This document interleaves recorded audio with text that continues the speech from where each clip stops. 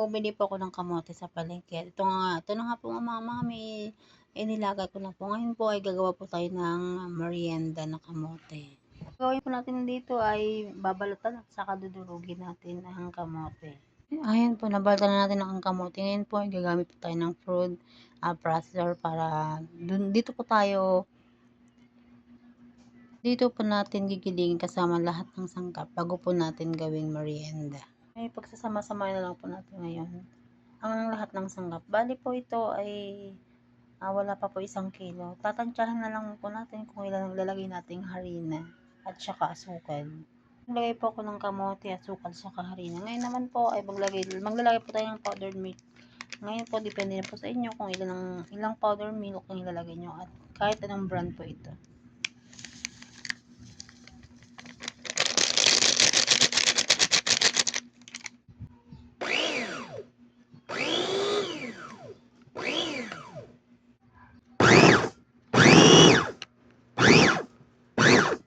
Mami, durog na po siya. Ngayon naman po ay lalagay na po natin sa isang bowl. Tapos gagawa na po tayo ng merienda.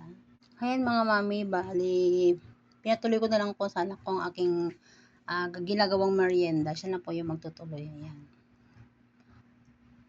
Bali ito po mga mami ay kamote cake or kamote pancake. Kung meron tayong hot cake, meron din tayong kamote na pancake. Ayan. Dahil sila po ay naghahanap ng merienda tuwing hapon, siya na po yung pagagawa ko ng merienda. Malinis naman po mga mami ang kamay niyan dahil kakaligo lang po niya, kaya yan siya na po yung pinagawa ko ng merienda. Mami, nagpainit na po tayo ng mantika. Bali konting mantika lamang po para hindi po dumikit yung ating gagawing kamote pancake. Ito na po ang ating merienda. Kamote pancake kasi po sa kawali yan niluto.